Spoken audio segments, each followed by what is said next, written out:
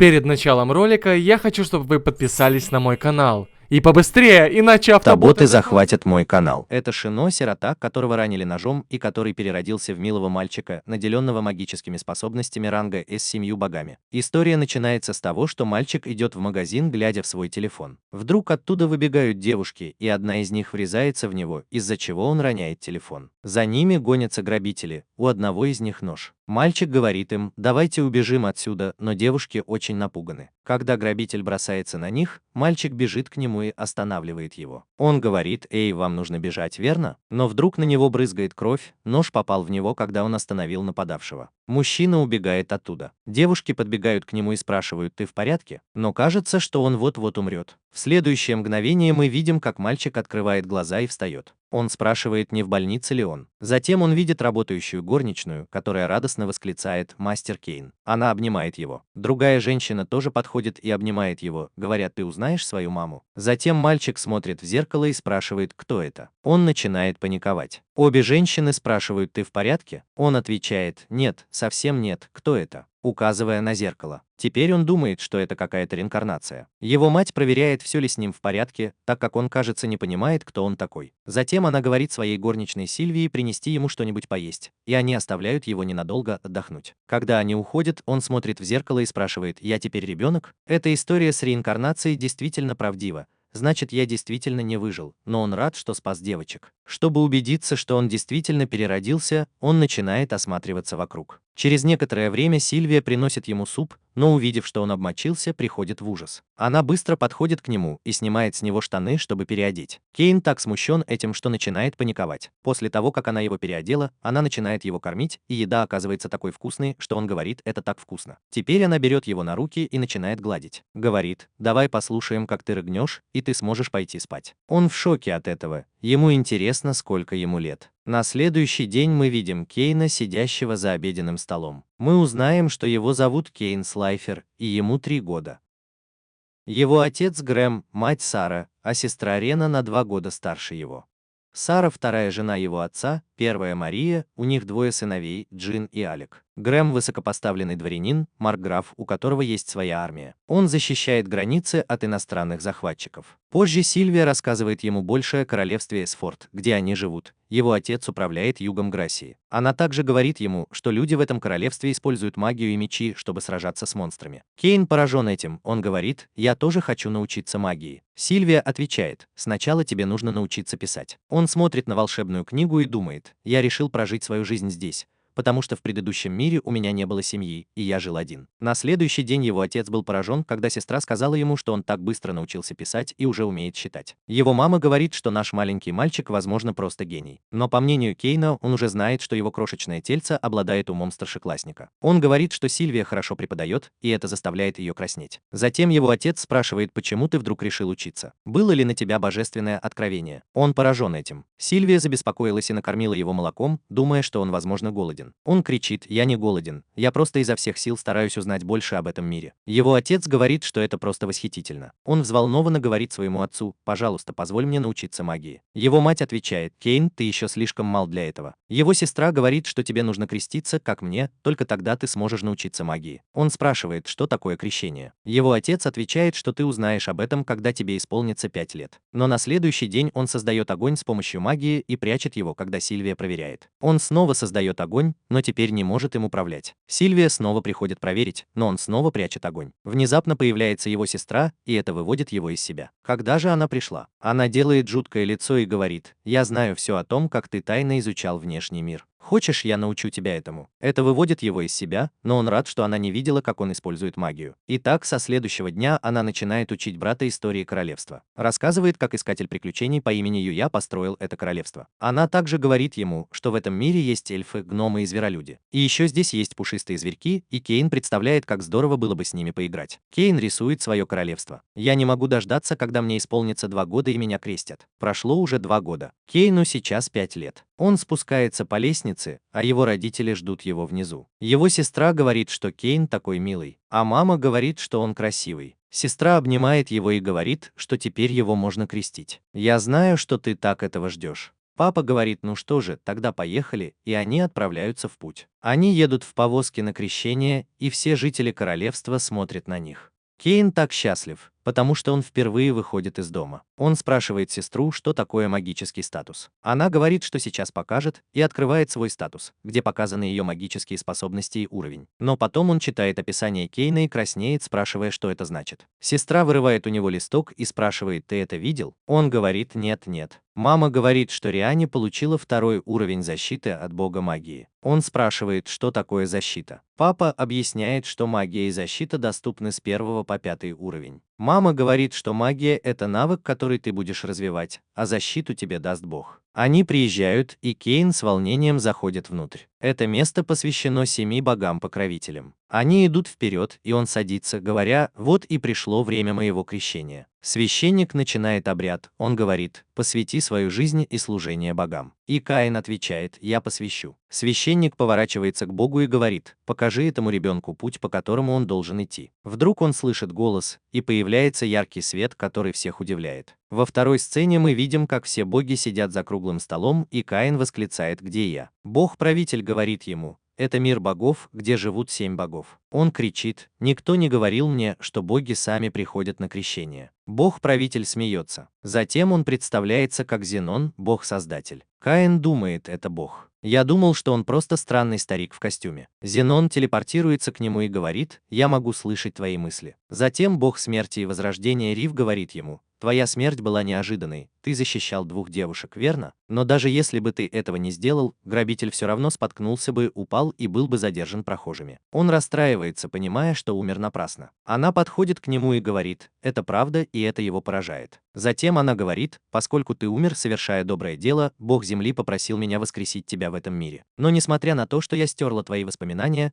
ты почему-то вспомнил их в возрасте 3 лет. Прости. Он отвечает: не извиняйся, потому что, когда ко мне вернулись воспоминания, я научился писать и пользоваться магией. И самое главное, я живу счастливой жизнью со своей семьей. Спасибо тебе, Рёну, бог магии, впечатленным, и говорит, что дарует ему свою защиту. Санос, бог войны, тоже дарует ему защиту, показывая свои мускулы и говоря: стань таким же сильным, как я, и не забывай тренироваться в боевых искусствах и владении мечом. Бог-создатель тоже дарует ему защиту. Бог технологий, бог торговли и бог земли тоже даруют ему защиту. Он благодарит всех, а Зена говорит: удачи тебе в новой жизни, а потом начинает смеяться. Мы видим, как сестра Каина зовет его по имени. Священник говорит: я никогда не видел, чтобы статуи богов так ярко сияли. Его отец говорит, что это значит, что он получил много защиты. Он просит Каина показать свой статус. Каин вспоминает, как боги смеялись, и думает: у меня плохое предчувствие. Затем он говорит всем: у меня болит живот, и я убегаю. Он прячется в углу и с ужасом видит свой статус. Он получает 10-й уровень защиты от каждого бога, а его отец говорил, что 5-й уровень – это максимум. Он вспоминает, что именно поэтому старый бог смеялся. Он говорит: я не могу никому это показать. Он проверяет и узнает, что нужно скрыть статус, как сказал ему бог. В следующей сцене мы видим, как Каин сидит за обеденным столом со своей семьей. Они празднуют его 5-летие, и отец просит его показать статус.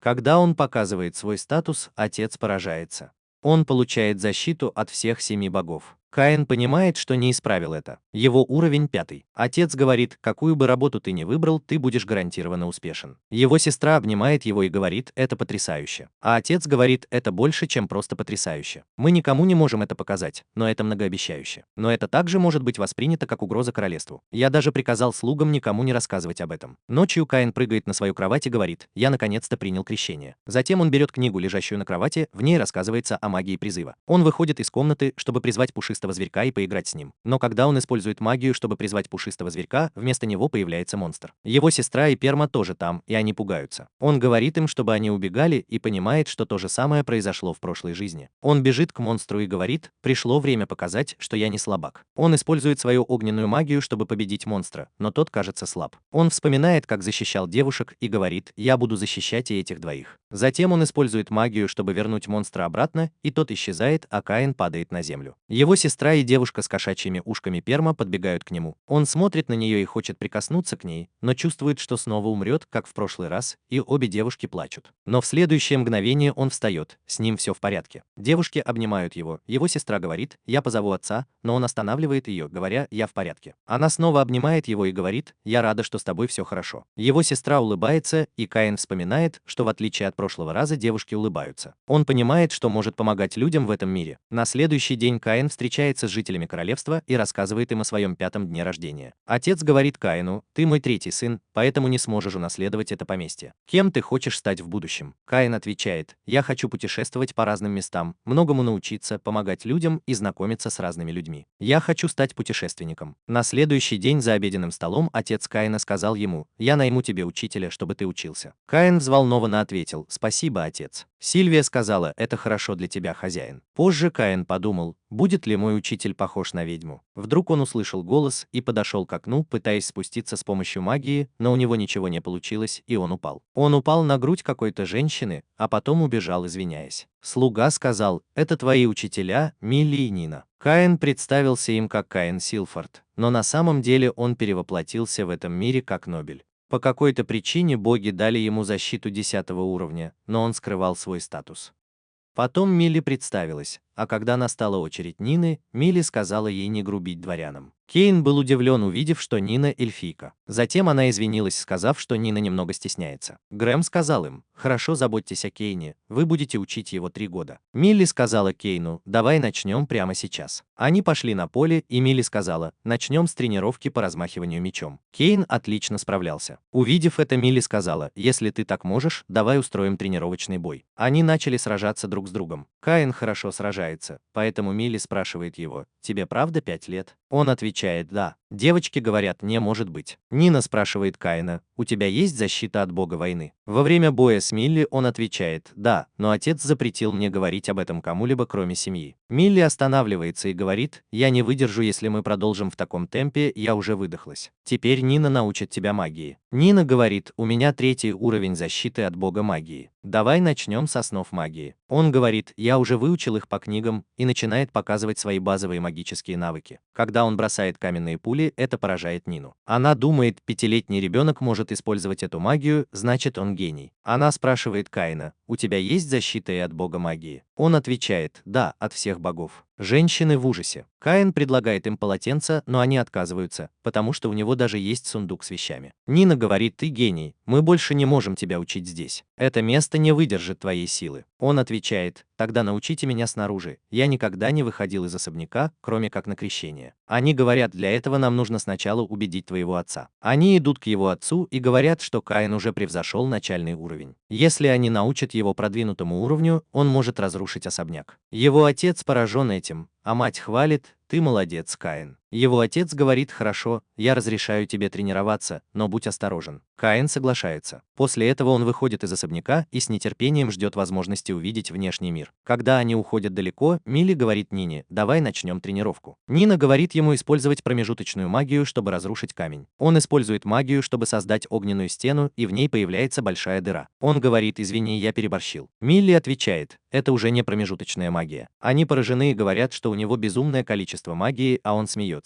Вдруг они чувствуют, что что-то приближается. Из кустов появляется кролик-убийца. Милли и Нина готовы к бою, но кролик уворачивается от атаки Милли и нападает на Кейна. Но Кейн уворачивается и стреляет в него убийственной пулей, и кролик мгновенно погибает. Милли поздравляет его с первым убийством, и он кладет его в сундук, говоря: «Я покажу это маме и сестре». Затем Милли спрашивает: «Почему бы нам не поохотиться еще?» Она говорит Нине поискать монстров. Нина использует свои магические способности, чтобы найти их, и указывает в их направлении. Кейн спрашивает: «Как ты использовала эту магию, мастер Нина?» Она отвечает: «Я просто распространила свою магию тонким слоем». Он пробует сделать то же самое и находит монстра. Он бежит за ним. Нина поражена. Милли говорит: «Я знаю, о чем ты думаешь». Он уничтожает одного огненным шаром, и девочки тоже помогают ему сражаться. Затем он использует воздушную пулю на другом монстре. Тот убегает, и Кейн бежит за ним. Но девочки останавливают его, говоря: «Не ходи туда, это сильные и опасные монстры». Раз в несколько десятилетий они нападают на город. Вот почему городская стена так хорошо укреплена, чтобы защитить людей. Он говорит: «Я стану сильнее и однажды одолею их». Позже, находясь в своей комнате, он проверяет свой статус и с удивлением обнаруживает, что повысил его в 100 раз, просто убивая кроликов-убийц. Боги смеются, видя его реакцию, когда он говорит: «Если люди узнают об этом, меня будут преследовать и казнят, вы глупые боги». На следующий день он видит, как его наставники идут в гильдию. Они говорят ему: «Давай соберем больше информации о монстрах». Это так его воодушевляет, что у него загораются глаза. Он заглядывает внутрь и говорит: «Так вот, как выглядит гильдия». Затем он заходит. Милли разговаривает с девушкой-администратором по имени Руди, у которой собачьи уши, что кажется Кейну милым. Милли замечает Кейна и спрашивает, кто это. Нина отвечает: «Это сын лорда домена». Она кланяется ему и приветствует. Он говорит: «Я Кейн, скоро стану искателем приключений». Она виляет хвостом и говорит: «Ты такой вежливый». В этот момент к ним подходит искатель приключений ранга С и спрашивает: «Неужели присмотр за детьми единственное, что осталось для искателей ранга D вроде тебя?» Он говорит: «Оставь ребенка и налей мне выпить». Нина холодно отвечает: «Мы сейчас на дежурстве». Он приходит в ярость и хватает ее, а другие хватают Милли. Он пытается дотронуться до нее, но Кейн останавливает его и говорит: «Можешь оставить моих наставниц? Мне нужно тренироваться». Затем он нападает на него, но Кейн сбивает его с ног. Он спрашивает: «Кто ты такой?» Кейн отвечает: «Я Кейн».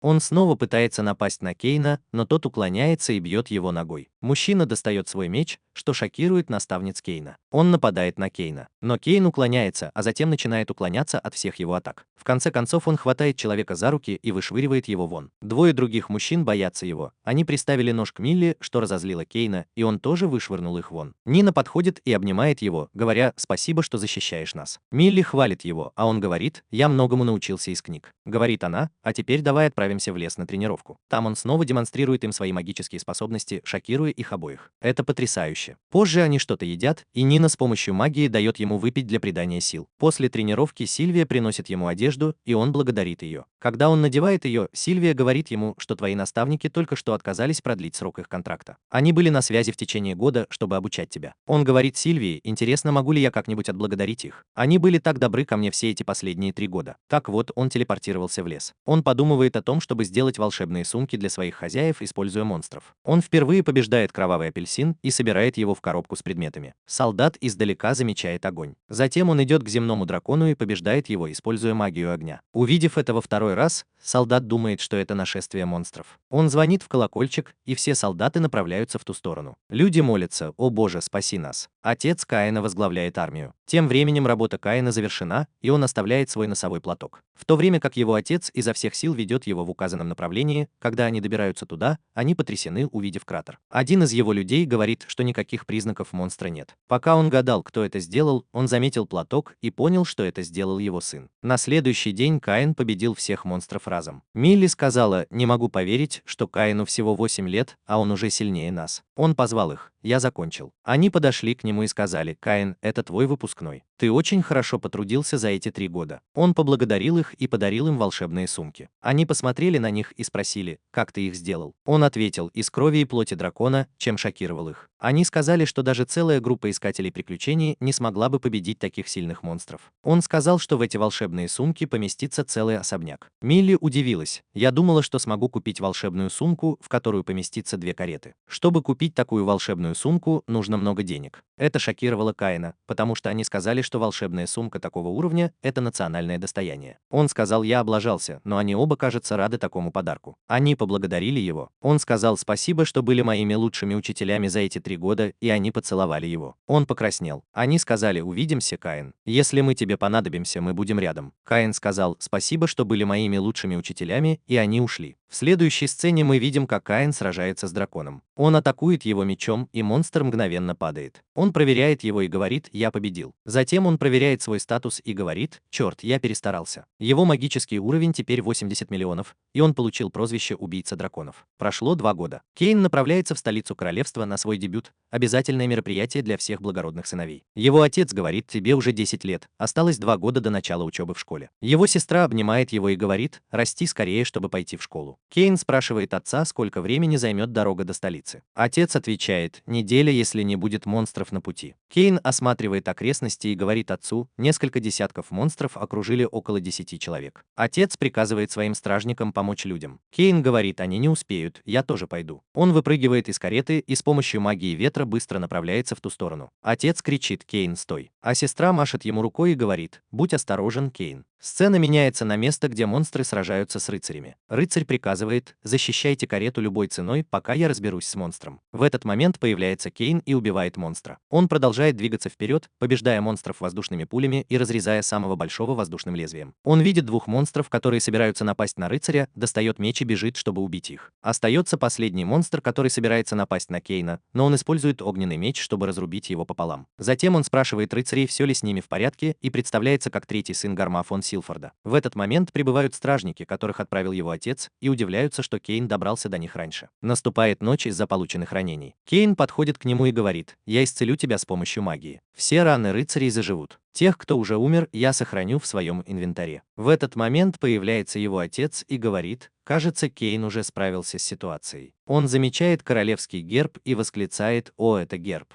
Из него выходят две девушки, принцесса Телуша и мисс Силк. Гарм рад видеть их целыми и невредимыми. Они благодарят Гарма за спасение, но он настаивает, что это его сын их спас. Кейн добавляет: я рад, что вы обе в безопасности. Телуша чувствует себя немного нехорошо, поэтому Кейн использует свою расслабляющую магию, чтобы девушки почувствовали себя лучше. Им так хорошо, как будто они лежат на мягкой цветочной поляне. Таша подходит к нему и говорит: спасибо, а Силк берет его за руку и говорит: я видела, как ты сражался, ты молодец, Кейн сама. Они обе начинают спорить, кто из них будет с Кейном. Силк говорит: у нас тоже дебют в королевстве. Пожалуйста, поехали с нами. Они берут его с собой. В карете Кейну тесно, несмотря на ее размеры. Он спрашивает, можно ли ему сесть, и Телуша берет его за руку и говорит: я все еще боюсь, а Силк говорит: нечестно, я тоже. Теша просит называть ее Телушей, но он сомневается, говоря, что не может называть принцессу по имени. Силк, дочь герцога, настаивает, чтобы он называл ее Силк. Кейн говорит, что они познакомились только сегодня, но их милые лица не дают ему отказаться. Они обе прижимаются к нему, заставляя его краснеть. В этот момент появляется солдат и сообщает, что они подъезжают к городу Ренома. Девочки предлагают отдохнуть, когда они приедут, и с улыбками обнимают Кейна. Когда они добираются до места назначения, слуга открывает дверь, но Кейн говорит, что встретится с ними утром. Однако девочки не хотят его отпускать. Появляется его отец и говорит, что девочкам и мальчику не подобает находиться в одной комнате. Силк возражает: а что если ночью на нас нападет чудовище вроде дракона? Кейн ведь самый сильный, разве нет? Отец неохотно соглашается, но Кейн не знает, что делать. Наконец он соглашается, но при условии, что комната будет очень большой. Отец напоминает ему, что ему всего 10 лет, и Кейн соглашается. Но когда они заходят в комнату, кровати оказываются слишком близко друг к другу, и Кейну приходится спать посередине. Силк говорит, что подвинет свою кровать поближе к нему, и Тежа делает то же самое. Кейн понимает, что они будут спать рядом, как одна семья, и обе девочки счастливы, что он рядом с ними. Он предлагает вернуть кровати на место, но Силк и Тежа настаивают, потому что боятся монстров и что ночью будет страшно. Они спрашивают, почему он не может спать с ними так близко, и он краснеет, а потом соглашается спать вместе. Но он очень волнуется, когда засыпает между ними. Через несколько дней они отправляются в королевство. Но у Кейна опухшие глаза, потому что он не спал в таком положении несколько дней. Наконец они прибывают в королевскую столицу. Девочки выходят из кареты. К ним подходит воин и говорит, что рад видеть их в безопасности. Он спрашивает: почему ты держишь его за руку? Кейн вырывается, говоря: это не то, что вы подумали. Силк говорит, что мы держали его, чтобы чувствовать себя в безопасности, и Телус просто сказал, что это так. Воин представился как Дейм, заместитель капитана Королевского рыцарского ордена, и поблагодарил Кейна за все, что тот сделал. После этого Кейн достал из сундука тела погибших солдат, и Дейм поблагодарил его за то, что он их вернул. Когда Кейн собрался уходить, Дейм остановил его, сказав, что король хочет с ним встретиться. Кейн был в шоке и не понимал, зачем он понадобился королю. Он подошел, поклонился и поднял голову по приказу короля. Один из придворных рассказал о храбрости Кейна, о том, как он победил монстров и спас девушек. Дворяне были поражены тем, что 10-летний мальчик смог все это сделать. Король похвалил его, присвоил ему титул барона и подарил 10 платиновых монет и собственный особняк. Дворяне удивились, что 10-летний мальчик получил все это. Один из дворян подошел к королю и сказал, что невозможно присвоить титул барона 10-летнему мальчику. Король прервал его, спросив, смог бы он один справиться с этими монстрами, на что дворянин запнулся и отступил. Король спросил Кейна, согласен ли он. Кейн ответил, что с благодарностью принимает это. Король встал и сказал: хорошо, тогда приходи в гостиную. Затем слуга подал им чай в гостиной. Отец Силк с радостью сказал, что его сын так быстро получил повышение. В этот момент в комнату вошел король, чтобы встретиться с ними. Силк поздоровалась, но Кейн не стал отвечать на приветствие в этой ситуации. Король Король поклонился, чтобы поблагодарить Кейна за спасение Телуш. Герцог представился как Эрик фон Мальбек, отец Силк, и тоже поклонился, чтобы поблагодарить Кейна за спасение его дочери. Каин вежливо просит их поднять головы. Затем король говорит, что нам нужно обсудить кое-что важное. Каин спрашивает, что это. Король предлагает Кейну взять за руки Телушу, а герцог хочет, чтобы Кейн взял за руки Силк. Кейна это шокирует, ведь для него это слишком рано, но девушки, кажется, очень счастливы. Он объясняет, что они могут обручиться, пока не станут взрослыми, потому что никто другой не возьмет их в жены после того, как Каин обнял их и переспал с двумя незамужними девушками. Каин объясняет, что это произошло не специально, но они спрашивают, не разочарован ли он их дочерьми. Затем мы видим, как король обсуждает Каина со своими дворянами, и девушки выражают желание выйти за него замуж, и король понимает, насколько важен Каин. Вернемся к настоящему. Король спрашивает, готов ли Каин взять на себя ответственность. Каин смотрит на отца, ища поддержки, но тот отворачивается. Не имея другого выбора, Каин соглашается. Девушки кажутся счастливыми, говоря, что не могут забыть ночь, когда они спали с Кейном, и это шокирует короля и герцога. Кейн пытается объяснить, что это было просто из-за положения в постели, но они кричат на него, говоря, что он должен быть более сдержанным, и он извиняется. В следующей сцене мы видим Кейна, стоящего у особняка. Он в ужасном состоянии. Кейн с силой открывает дверь. Он подходит к двери, открывает ее. Он заходит в холл, свет выключен. Он создает световой шар, чтобы двигаться дальше. Он проверяет гостиную, там ничего нет. Затем он идет на кухню, которая вся в пыли. Он касается перил и говорит, что они очень пыльные. Он использует магию, чтобы все почистить и отремонтировать. А через пару минут все выглядит чистым и красивым. Затем он начинает магией убирать каждую комнату по очереди. Наконец он ложится на кровать и говорит: «Это будет мой дом». В этот момент он слышит, как его зовет Сильвия. Он выходит из комнаты, спускается по лестнице и говорит: «Я очень рад, что ты пришла». Сильвия отвечает: «Я буду стараться изо всех сил вместе со всеми служанками». Его новый дворецкий Колин тоже представляется. Сильвия приказывает служанкам начать уборку особняка. Но когда они проверяют, то не находят ни пылинки. Кейн отвечает: «Я все убрал магией». Сильвия уходит, говоря: «Ладно, теперь мы займемся другими делами». Кейн говорит: «Я очень благодарен вам за помощь». В этот момент Колин говорит ему: «Мы позаботимся об этом, а вам лучше вернуться в особняк лорда Гарма». Кейн отвечает: «О, я забыл, что сегодня мои старшие братья возвращаются домой». Он идет встречать своих братьев, которые хвалят его за то, что он получил титул и особняк раньше них. «Мы очень гордимся тобой, Кейн». Рини говорит: «Я очень хочу увидеть особняк Кейна». Ее брат пугает ее, говоря: «Я слышал, что это довольно старый особняк. Там могут быть страшные вещи». Она отвечает: «Все будет хорошо, Кейн защитит меня». Теперь они направляются к особняку. Когда они заходят внутрь, Ринни поражается, что он совсем не выглядит старым. Ее мама говорит: «Похоже, это новый дом». Отец Кейна спрашивает: «Ты что-то сделал?» Кейн отвечает: «Я немного прибрался с помощью магии». Его мама радостно говорит: «Это мой сын». Сначала они осматривают кухню, она выглядит очень красиво. Затем гостиную, она просто великолепна. Когда они осматривали библиотеку, его отец сказал, что там нет ни одного произведения искусства. Хотя дворяне любят произведения искусства, такие как картины, доспехи и конные монстры. Кейн говорит, что это конный монстр. Все в порядке, и уходит. Он возвращается и говорит, что я поставил одного монстра. Как раз в этот момент они слышат крик Сильвии и бегут к ней. Все слуги боятся красного монстра, он выглядит таким страшным. Кейн спрашивает, что случилось. Сильвия указывает на дракона и кричит.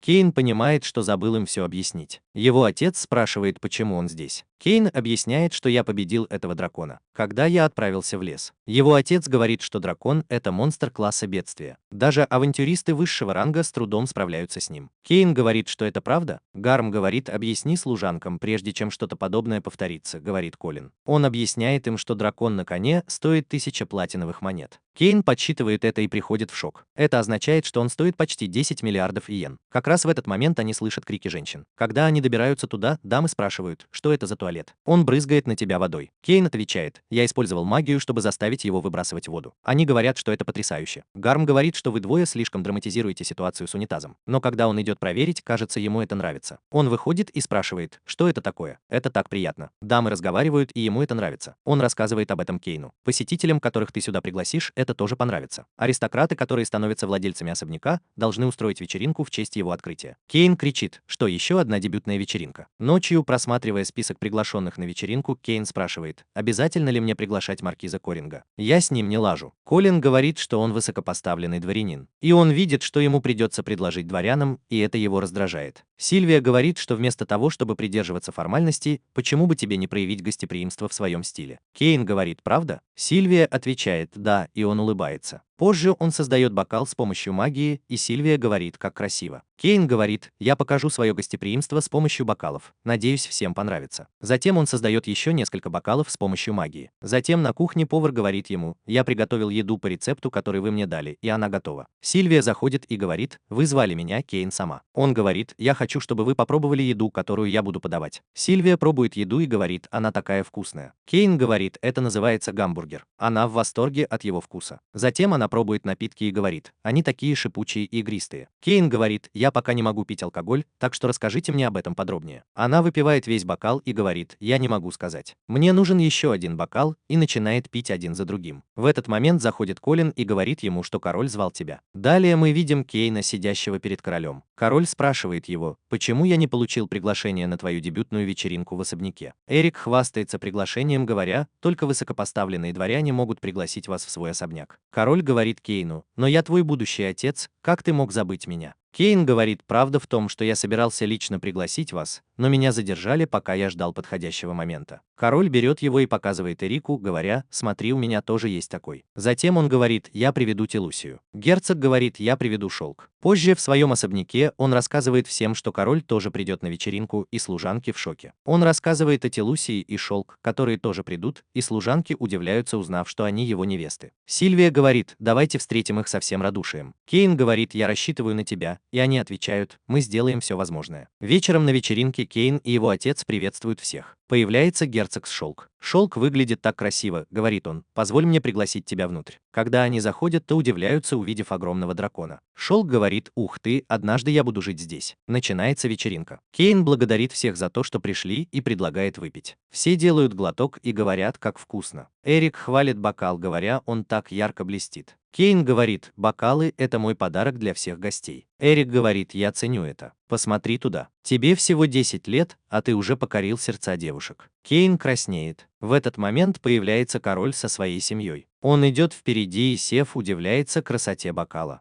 Он делает глоток и говорит, как вкусно.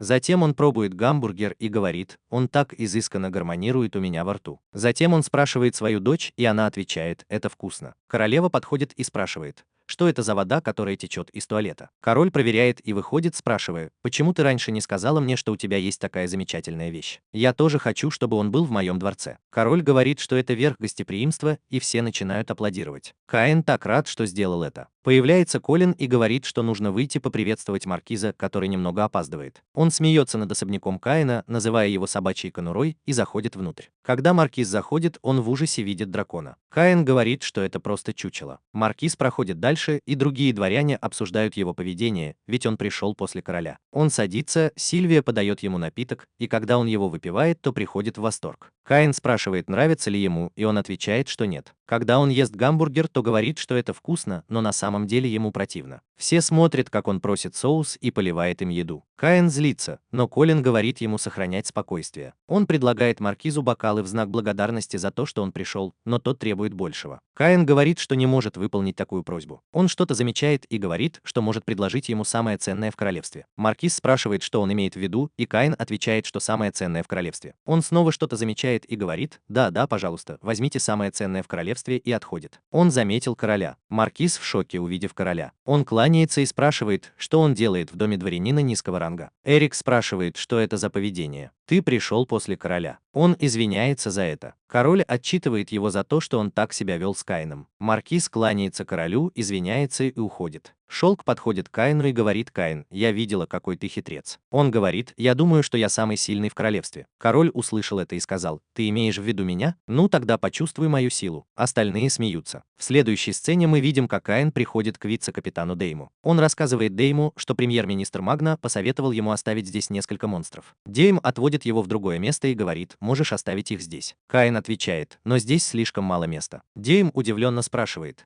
это что-то вроде красного дракона в твоем особняке? Каин отвечает, не так впечатляюще, но это просто земляной дракон. Дейм в шоке. Целая группа авантюристов не может справиться с земляным драконом. Он говорит Каину оставить его в поле. Каин достает их из ящика с предметами, и Дейм удивляется, увидев, что там не один, а целых 3 сильнейших дракона. Он говорит, Каин, ты победил их всех. Ты герой или ученик бога? Каин отвечает: нет, нет, я просто сын маркграфа. Затем он говорит: ладно, теперь я могу уйти. Но Дейм останавливает его: не поможешь ли ты с тренировкой рыцарей? Я бы хотел, чтобы ты познакомился с нашим капитаном. Каину приходится согласиться. Дейм приводит его, чтобы познакомить с рыцарями, и говорит: это Каин, который уничтожил 30 монстров и спас принцессу. Каин отвечает: приятно познакомиться, и спрашивает: а где капитан? Дейм отвечает: как только начнется тренировочный бой, капитан обязательно придет. Наш капитан любит хорошие сражения. Каин в ужасе: это будет кто-то очень страшный. Дейм говорит: не волнуйся, капитан тебя не съест. Ну что же, бой начинается. Дама говорит, что ему всего 10 лет, и как мы можем сражаться с ребенком? Если ты беспокоишься, можешь пойти первым. В следующий момент мы видим, как рыцарь стоит напротив Каина. Они собираются сражаться 1 на 1. Рыцарь говорит: я дам тебе право первого удара. Каин использует ускорение и на полной скорости подбегает к рыцарю и одним ударом ломает его меч. Рыцарь падает, и Каин думает, что легко победил его. Он пытается уйти, но дама останавливает его, говоря: теперь сразись с 30 рыцарями сразу. В следующий момент он стоит напротив 30 рыцарей, которые собираются напасть на него. Кто-то останавливает их и говорит: подождите. Она спрыгивает вниз и спрашивает: что здесь происходит? Почему все рыцари направляют мечи на ребенка? Затем она обнимает Каина и говорит: они, наверное, напугали тебя, но не волнуйся, я здесь. Она спрашивает даму: почему вы не остановили рыцарей? Дама отвечает: это барон Каин, который в одиночку победил 30 монстров. Она говорит: понятно, значит ты тот самый герой Каин. Она достает свой меч и говорит: в таком случае давай сразимся. Все рыцари уходят с поля боя. Дама взволнованно говорит: давай сразимся, а Каин отвечает: у меня только деревянный меч. Она говорит: я затупила свой клинок, и начинает бой. Она отступает и говорит: я буду наслаждаться этим. Она ускоряется и на полной скорости бежит к Каину. Они начинают сражаться друг с другом. Рыцари поражены и говорят: Каин не уступает капитану. Дама говорит: невероятно, что Каин так умело сражается. Их мечи скрещиваются и замирают, оба отступают. Кейн делает выпад и со скоростью бежит к ней. Она атакует, но он уворачивается. А когда она оглядывается, меч Кейна уже у ее шеи. Он говорит: дуэль окончена, капитан. Она отвечает: я уже все решила. Кейн в замешательстве. Она встает и, заканчивая фразу, говорит: я выйду за тебя замуж, и обнимает его. Все шокированы, услышав это. Кейн говорит: прекрати, мне всего 10 лет. Она отвечает: тебе не нужно беспокоиться о возрасте. Я эльф и проживу как минимум 300 лет. Я останусь красивой надолго. Он говорит: это не проблема. Он убегает и прячется за Тижуаной, говоря: все равно я не могу на тебе жениться. Мне нужно посоветоваться с отцом и многими другими людьми. Он просит вице-капитана объяснить, но тот уже спит. Она говорит: ладно, я знаю, что мне делать. Она подходит к Тижуане и говорит, что пойдет и поговорит об этом с королем. Кейн в ужасе, говоря: последнее, что мне нужно, это чтобы король узнал об этом. Тижуана просит Тижуану-младшего тоже прийти. Он тащит Кейна за собой. Затем мы видим, как Тижуана и Кейн сидят перед королем. Король спрашивает: в чем дело? Тижуана встает и говорит: я решила, что выйду замуж за Кейна. Король и Гарм в шоке, и король просит его объяснить. Кейн говорит: у нас с ней была дуэль, и это привело к такому исходу. Король спрашивает: ты не рассказал ей о Телусе и Шелк? Он отвечает: еще нет, это должно было остаться в тайне. Затем его отец говорит: Кейн, ты понимаешь, какое положение занимает капитан Тижуана? Кейн говорит, что она всего лишь капитан рыцарей. Он рассказывает ей, что она родом из эльфийской нации. Эльфы прекрасны, поэтому их всегда похищали и порабощали. Но наш первый король Юуя взял их нацию под защиту нашей страны. Значит, Тихуана тоже принцесса. Король говорит Тихуане, что Кейн уже помолвлен с Телузией и Силк. Она отвечает, что это значит, что Кейн достаточно особенный, раз ты его признал. Я понимаю. Король говорит, что рад, что она это понимает, и ему жаль ее, но он шокирован тем, что она еще больше хочет выйти замуж за Кейна, узнав об этом. Король говорит, что все в порядке, я понимаю твои чувства, но тебе нужно сообщить об этом своему отцу. Она говорит, что хорошо, я напишу ему письмо. Она говорит Кейну: пойдем на арену, чтобы еще больше укрепить нашу любовь, и пишет письмо, а потом уводит его с собой. После того, как они уходят, король говорит, что у него есть сомнения насчет Кейна. Как он может быть таким сильным? Дёйн отвечает: когда я спросил его, не является ли он учеником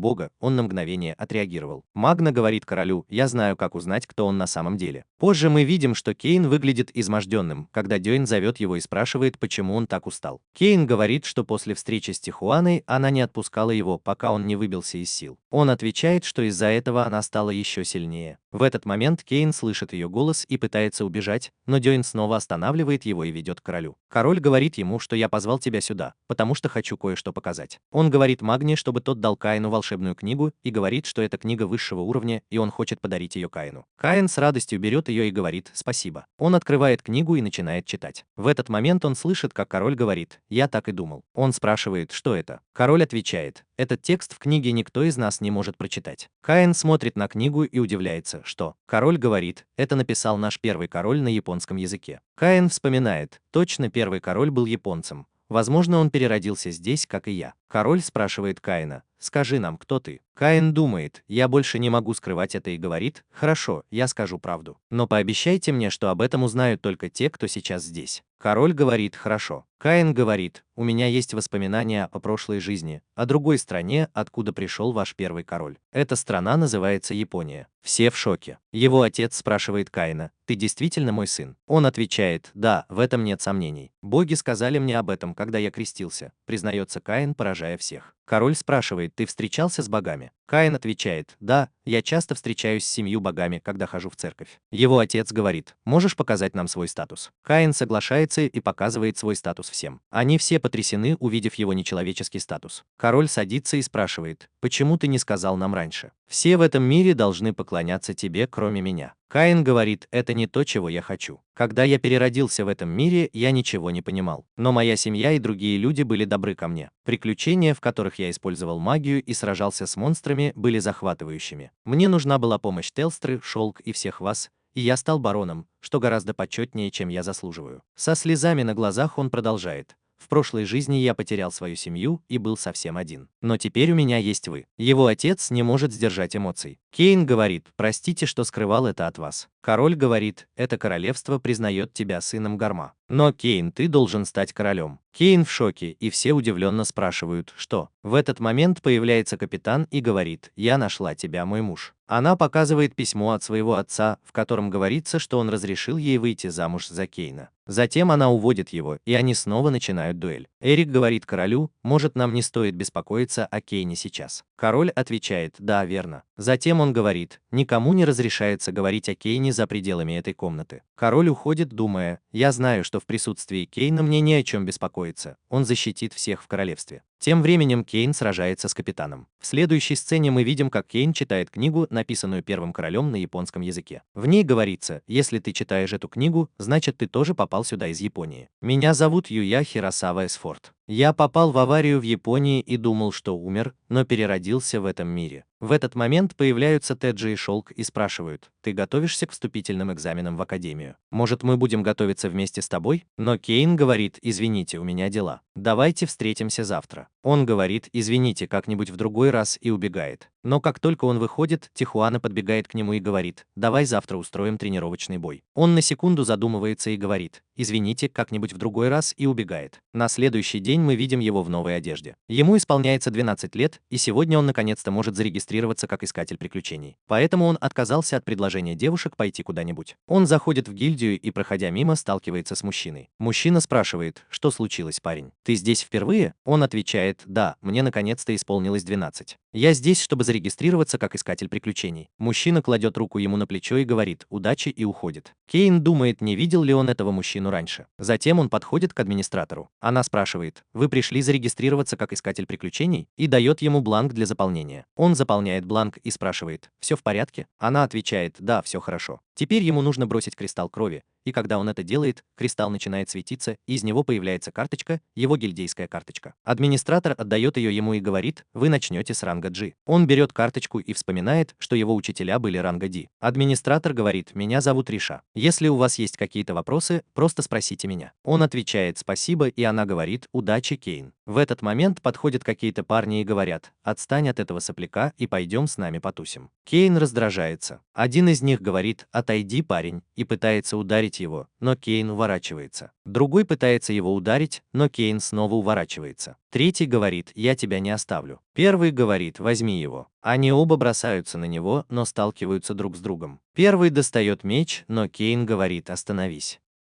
В этот момент появляется тот самый рыжеволосый парень. Первый говорит «парень из ледяного пламени». Рыжий говорит «если хочешь драться, я буду драться с тобой». Первый пугается, и они убегают. Кейн благодарит рыжего парня за помощь. Парень говорит: не волнуйся, я остановил его, чтобы он не избил тебя. Ты кажешься довольно сильным, ты мне нравишься. Давай выпьем. Рыжий парень дает ему сок, потому что он еще ребенок. Он говорит: ты хорошо обучен. Кейн отвечает: у меня были наставники, которые были искателями приключений и хорошо меня обучили. Парень удивляется, но потом говорит: нет, не может быть, неважно. Давай выпьем. Они выпивают. Кейн спрашивает: кстати, тот парень сказал, что ты из ледяного пламени. Рыжий отвечает: ледяное пламя – это мое прозвище. Я использую огненный меч, а моя жена – ледяную магию. Кейн говорит: ого, это потрясающе. Он говорит: если в твоей команде есть надежные люди, ты можешь брать такие задания, как это. Показывает свою золотую карту. Кейн говорит: эта карта означает, что ты искатель приключений высокого ранга, верно? Рыжий отвечает: я еще далек от нашего первого короля, у которого ранг Си. Кейн спрашивает: ранг Си? Он отвечает: да, самый сильный, и я слышал, что карта ранга Си черная. В этот момент кто-то бьет его. Это женщина, которая ругает его: почему ты опять напился? Он говорит это Кейну: это моя жена Лена, и она снова бьет его, говоря: отвечай мне. Затем она смотрит на Кейна и спрашивает: кто это красавчик? Кейн представляется и говорит, что Клод спас его от каких-то парней. Она говорит: здесь много плохих людей. Если что-то случится, скажи мне, ладно? Кейн отвечает: хорошо, спасибо. Я скажу. Клод говорит: Лена, Кейн уже очень сильный. Затем он делает глоток, но Лена злится, хватает его за уши и уводит, говоря: пойдем, у нас задание. Кейн ищет задание для себя. Грузовые перевозки и уборка – это в основном задание для ранга G. Он не хочет их выполнять, потому что это слишком просто. Он хочет побеждать монстров, и тут он видит задание по уничтожению гоблинов. Мысль о победе над ними его воодушевляет. Он говорит: это будет мое первое задание, и выбегает, чтобы его выполнить. В этот момент Тихуана подбегает и обнимает его. Он говорит: оставь меня, мне нужно идти на задание. Она говорит: я пойду с тобой, и он удивляется. Дама говорит: но у тебя тренировка, а она отвечает: я пойду с мужем. Кейн пытается убежать, но она останавливает его и берет за руку, говоря: пойдем вместе. Когда они выходят из леса, она говорит: так приятно проводить время с мужем, и они идут дальше, держась за руки. Она так счастлива, что они вместе. Кейн ищет гоблинов и говорит ей: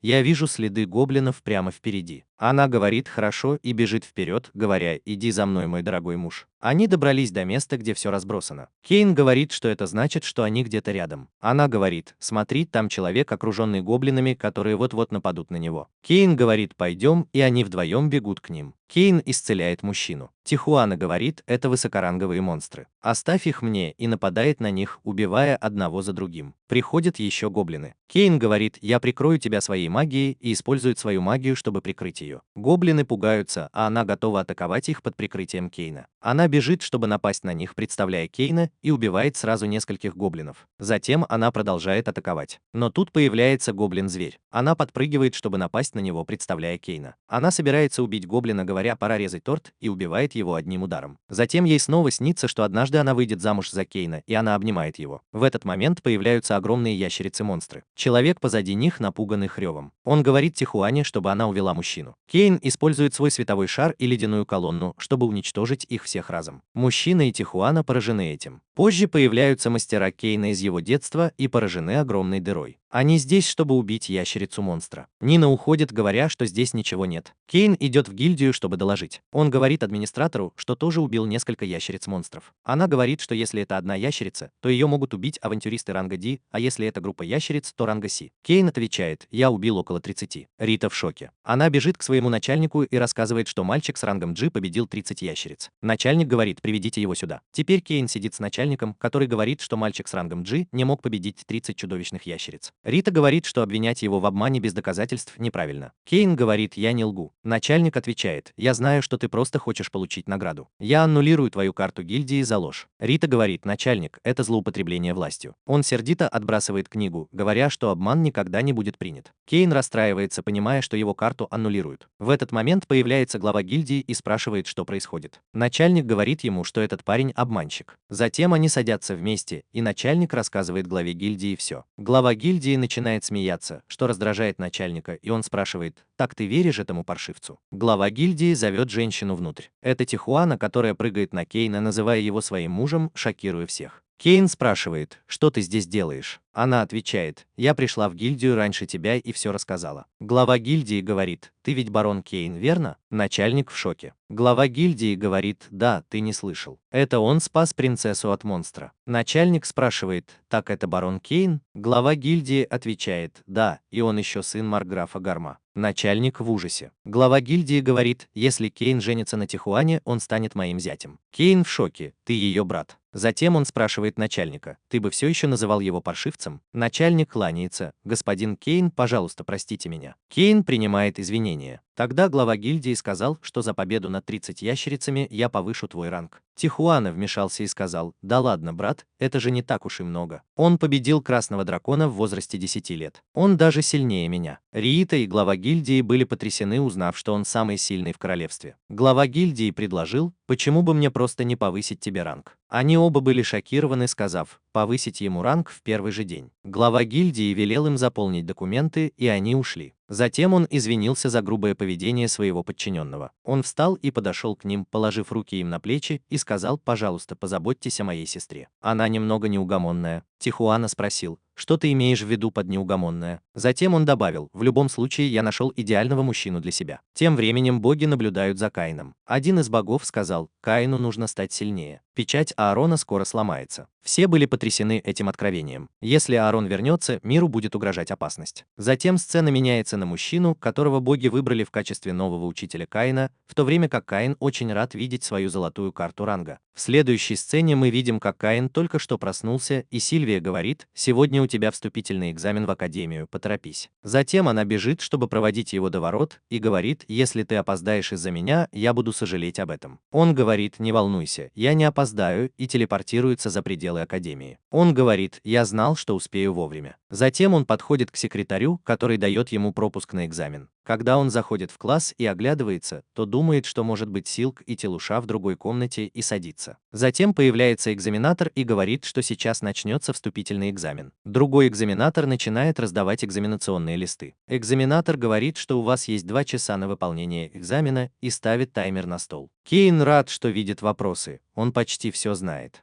Проходит полчаса, и видя, что Кейн расслабился, экзаменатор спрашивает, ты уверен, что можешь позволить себе расслабиться? Кейн отвечает, что уже закончил работу. Учитель удивляется, услышав это. Проходит 2 часа, и учитель останавливает всех, говоря, что сейчас начнется оценка магических способностей. Все собираются на поле, и экзаменатор говорит, выберите цель и направьте на нее самое сильное заклинание. Кейн спрашивает, можем ли мы использовать всю свою силу. Она отвечает, что вокруг этого места есть защитный барьер, так что это безопасно. Теперь первый ученик создает огненный шар и стреляет в цель. Другой тоже делает то же самое. Кейн шокирован, увидев, что это так слабо, а потом понимает, что большинство 12-летних детей примерно так и могут. А я-то думал, что смогу использовать инферно. Теперь очередь Кейна, он пытается создать заклинание начального уровня. Учитель говорит, что это, и он со всей силы стреляет в цель. Но заклинание не только уничтожает цель, но и выходит за пределы стен, нанося большой урон. Экзаменатор в шоке говорит, что это невозможно. Кейн отвечает, что использовал заклинание начального уровня на полную мощность. Другой экзаменатор бежит проверять, что за стеной никого не было. Блондинка тоже идет за ним, говоря, что вы все пойдете на экзамен по фехтованию. Каину жаль их, потому что они потрясены увиденным за стеной. Сейчас они все собрались, чтобы сдать экзамен по фехтованию. Экзаменатор говорит, что сегодня у нас есть несколько авантюристов, которые могут сдать экзамен. Клод замечает Каина и спрашивает, что он здесь делает. Каин отвечает, что ему исполнилось 12, и он пришел сдавать вступительный экзамен. Клод говорит, что будет его противником. Каин отказывается, чем шокирует Клода. Экзаменатор говорит, что он не может отказаться от его приглашения, потому что он самый сильный экзаменатор. Теперь они стоят друг напротив друга. Клод говорит, что Каин должен показать все, на что способен. Каин собирается с силами и бросается на него.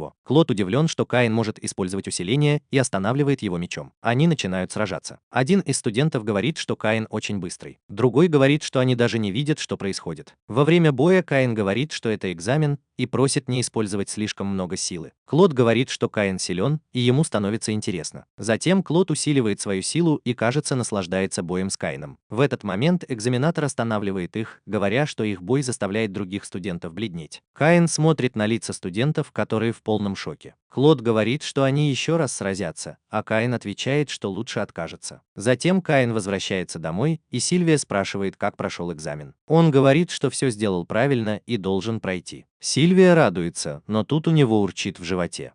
Сильвия говорит, что он растет и идет готовить что-нибудь поесть. В следующей сцене мы видим Каина перед королем, который говорит ему, что получил письмо из Академии насчет него. Кейн говорит, что экзаменатор велел ему использовать магию на полную, потому что у них был сильный барьер, но он его разрушил. Король говорит: «Ты опять перестарался, Кейн». Кейн отвечает: «Простите, я буду осторожнее в следующий раз». Король спрашивает Кейна: «Где ты сдавал экзамен?» Телуша и Силк сказали, что не видели его на месте экзамена. Кейн отвечает: «Я зарегистрировался на южном входе и сдавал экзамен в комнате, куда меня направили». Король говорит: «Кейн, южный вход предназначен для простолюдинов. Ты должен был пройти через северный вход, который предназначен для экзаменов дворян». Кейн в шоке от того, что не знал этого, а герцог говорит: «Ты сдавал экзамен с простолюдинами. Вот почему ко мне приходил директор Академии. Директор сказал мне, что есть простолюдин, который получил высший балл на экзамене, разрушил барьер и сражался наравне с авантюристом ранга А». Эрик смеется и говорит: «Бьюсь об заклад, его зовут Кейн». Директор спрашивает, откуда он его знает, и герцог все объясняет. Затем говорит: «Я уверен, что премьер-министр Магна будет в шоке, когда увидит счета за ремонт». В настоящем Магна показывает Кейну счет, и тот в шоке от того, что ему придется платить за то, что он сделал. Король тоже ругает его, и Кейн извиняется. На следующий день мы видим Кейна в Академии, он ищет свои результаты. В этот момент появляется Силк и поздравляет его с тем, что он лучший в классе. Говорит, что его результат в списке дворян. Она говорит, что Телуша была расстроена, что не увидела его на месте экзамена, а потом добавляет: «Ну, с нетерпением жду встречи с тобой в моей форме», и уходит. Затем мы видим, как Рина наставляет новых студентов в первый день их учебы. В этот момент она замечает Кейна и подходит к нему, чтобы обнять, говоря: «Я рада, что ты сдал экзамен. Удачи тебе на вступительной церемонии». Он спрашивает: «Что? Мне нужно выступить с речью?» Она отвечает: «Да, каждый год лучший ученик произносит речь». Он говорит: «Вот это да», а Рина обнимает его и говорит: «Удачи». Теперь мы видим, как Сильвия с нетерпением ждет Кейна. Когда он заходит, она спрашивает о результатах. Он отвечает: «Я сдал экзамен лучше всех». Сильвия радуется и обнимает его, говоря: «Я так рада». Затем она говорит: «Давай сегодня отпразднуем», и бежит готовить. Его дворецкий тоже поздравляет Кейна, и тот благодарит его. На следующий день Кейн идет на вступительную церемонию. Он замечает своих родителей и машет им, а они машут в ответ. Они пришли его поддержать. Шелк и Телуша тоже там. Он здоровается с ними и говорит: «Я с нетерпением жду начала учебы. Вы оба отлично выглядите». Они тоже польщены его видом в форме. Начинается вступительная церемония, и все они сидят в зале. Ребята завидуют, что Телуша и Шелк сидят рядом с Кейном. Директор говорит: «Сейчас начнется вступительная церемония». Он вызывает Кейна, чтобы тот выступил с речью. Все хлопают, когда Кейн идет к сцене. Он представляется и говорит: «Я провалил экзамен, но рад, что Академия меня простила».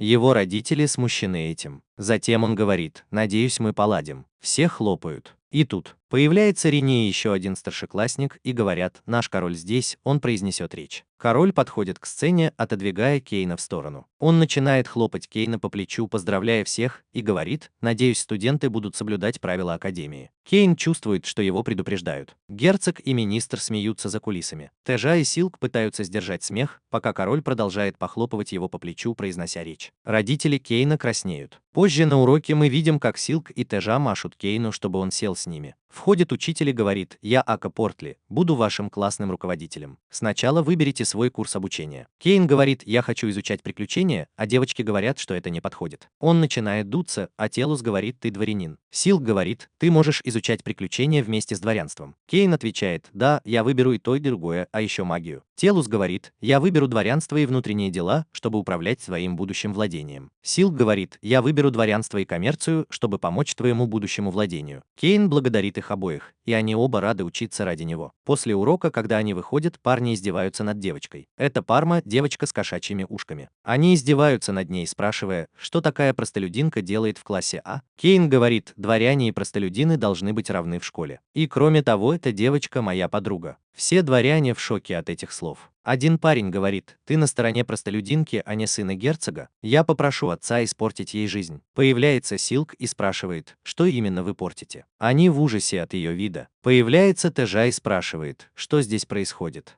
Они пугаются и кланяются, извиняясь за все, что сказали. Говорит, что нужно извиниться перед тем, кого ты обидел, и они извиняются перед Пармой и убегают. Парма благодарит Каина за помощь, а потом говорит, что рад, что они учатся в одной академии. Каин отвечает, что это впечатляет, что они в одном классе. Тут вмешиваются девушки и говорят, что вы, кажется, близки. Сил говорит ему, чтобы он сел на корточки и взял Парму с собой поговорить. Пока они разговаривают, Каин слышит голос, который говорит ему прийти в библиотеку, он хочет поговорить с ним. Каин идет в библиотеку и, открыв дверь, видит дворец. А потом его телепортируют внутрь. Мужчина готовит кофе. Каин в отчаянии спрашивает, кто вы такой. Мужчина отвечает, что ждал его. Я Шиина Кадзуя. Мужчина протягивает ему кофе и говорит, что его зовут Юя Хиросава. Каин в шоке спрашивает, вы первый король? Хиросава спрашивает, откуда он это знает. Каин отвечает, что прочитал об этом в книге, которую вы написали, но это было больше 300 лет назад, и проверяет, не призрак ли Хиросава. Хиросава говорит, что он может сам убедиться. Каин открывает статус и с удивлением видит, что Хиросава теперь бог творения. Он отвечает, что создал этот мир Фабнейл. Поэтому я все еще выгляжу так же, как и 300 лет назад. Каин в шоке от этого. Затем Хиросава говорит Каину, что боги попросили его обучить его. Каин отвечает, что он уже очень силен. Хиросава спрашивает, может ли он взять у него печенье. Каин пытается, но Хиросава его останавливает. Каин спрашивает, зачем ему еще тренироваться. Хиросава отвечает, потому что тебе нужно сразиться с тем, кто заставил людей по всему миру сражаться и убивать друг друга 300 лет назад. Он использовал Оракл, чтобы посеять недоверие к другим странам в подсознании каждого, заставляя их воевать. Тот, с кем тебе нужно бороться, это злой бог Аарон. Мне удалось запечатать его 300 лет назад, но недавно эта печать начала ослабевать. Каин говорит, тогда запечатай его снова. Хиросава отвечает, что теперь я бог этого мира. Я не могу вмешиваться в мир, в котором ты живешь. Кейн понимает, что имеет в виду Хиросава, и Хиросава говорит, да, это зависит от тебя. Кейн говорит, я так и знал. Затем Хиросава берет Кейна на руки и телепортирует их в воду, полностью шокировав Кейна. Ему дают меч, и Хиросава рассказывает ему о задании, которое он должен выполнить. Затем он дает ему компас, чтобы он продолжал двигаться в указанном направлении. Как только ты выполнишь задание, ты вернешься в особняк с помощью компаса. После инструктажа Хиросава уходит. Кейн зовет его, и он возвращается, говоря, либо ты сделаешь это, либо нет. Теперь Кейн приступает к выполнению задания. Первый, он перепрыгивает через большую змею, которая появляется перед ним, а затем убивает большого монстра, который появляется вскоре после этого. Как раз в этот момент появляется другой монстр, и Кейн идет сражаться с ним. Тем временем Силк и Теша разговаривают с Сильвией, которая сообщает им, что Кейн не возвращался со вчерашнего дня. Девочки говорят, что его не было в школе, поэтому они пришли сюда проверить. Сильвия запаниковала, а Телус просто сказал, я подожду Кейна здесь, я знаю, что он скоро вернется. Вернемся к Кейну, которого держит монстр. Монстр собирается съесть его, но Кейн отбрасывает его в сторону. Он лежит на земле и думает, как выбраться из этого леса. Вдруг он слышит чей-то голос и идет на него. Он видит раненое животное. Он подходит к нему и пытается облегчить его страдания, убив его. Но тут он вспоминает, как спасал девушек в прошлой жизни. Он останавливается и начинает лечить животное. Хотя у него почти не осталось магии, он исцеляет его и падает без сил. В следующее мгновение животное кусает монстров, а затем прыгает на другого. Кейн просыпается и спрашивает, ты защищаешь меня? Животное прыгает на него и начинает лизать. Кейн спрашивает, ты один, я тоже один. Давай будем вместе. Он называет его Хаку. Ночью они оба едят мясо и спят вместе. Теперь они вместе побеждают монстров на своем пути. Наконец они выполняют задание и выходят из особняка. Они открывают дверь, и Хиросава приветствует их. Он говорит, вы стали сильнее. Кейн спрашивает, сколько лет прошло. Он отвечает, около 4.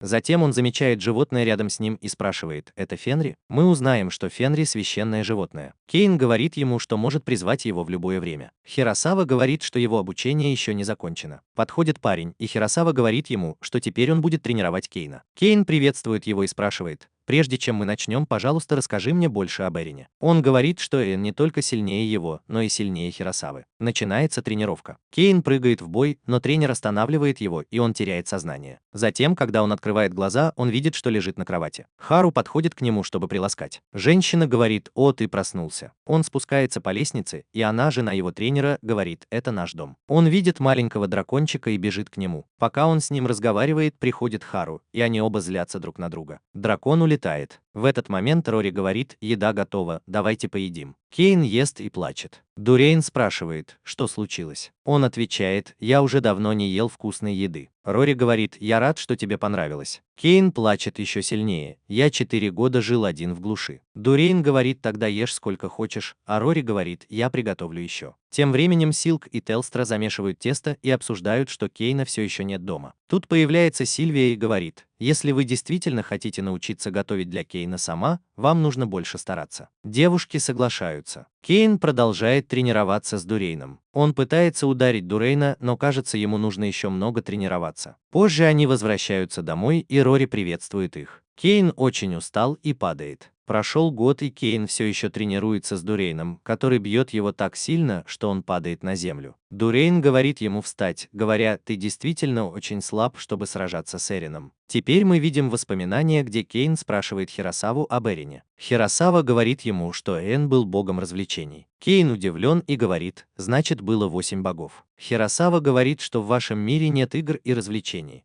потому что бог развлечения Аарон исчез. Он использовал оракула, чтобы заставить людей участвовать в смертельной игре, и поэтому был изгнан из мира богов. Если он вернется, то смертельная игра начнется снова, и в нее будут втянуты люди, которые вам дороги. Каин спрашивает, как его остановить. Хиросава отвечает, что нужно стать сильнее, чтобы сразиться с ним. Вернемся в настоящее время. Каин нападает на Дюрана. Пока он сражается с ним, Хиросава говорит: «Я хочу тебе кое-что сказать. Аарон связан с Шанной Казуи, а значит и с твоей прошлой жизнью. Это была трагическая случайность, и женщины, твоей мама и папа, попали в другой мир. После того, как они стали сильнее в другом мире, боги дали нам задание победить Аарона. Они дали нам кристалл, чтобы его запечатать. Затем мы видим, как отец Каина из прошлой жизни сражается с Эрином. Когда меч его отца касается плаща Эрина, тот приходит в ярость. Он стреляет в людей, и они исчезают. Его мама защищает женщину и падает, а женщина пытается ее исцелить, но у нее ничего не получается. Отец Каина нападает на Аарона, но тот его ранит. Джейн кричит: «Папа, уходи». Он словно видит все, что произошло. Он зовет Хиросаву, чтобы тот запечатал Аарона, и тот приносит кристалл и запечатывает его. Родители Казуи, умирая, думали только о своем ребенке. Вернемся в настоящее время. Каин сражается еще яростнее, потому что хочет защитить людей, которых любит, и в конце концов ломает меч Дюрана, побеждая его. Дюран говорит: «Ты прошел обучение». Кейн бежит к своим родителям, но видит только Хиросаву, стоящего у их могил. Он понимает, что они мертвы. Кейн подходит к Хиросаве, который извиняется за то, что не смог защитить его друзей. У Кейна текут слезы, но он гордится тем, что его родители были храбрыми. На этот раз Хиросава просит его снова попробовать взять печенье, и Кейн делает это. Хиросава говорит, что он стал сильнее. Кейн отвечает, что теперь он вернется в свой мир. Хиросава останавливает его. Сказав, что Кейн пробыл здесь 5 лет,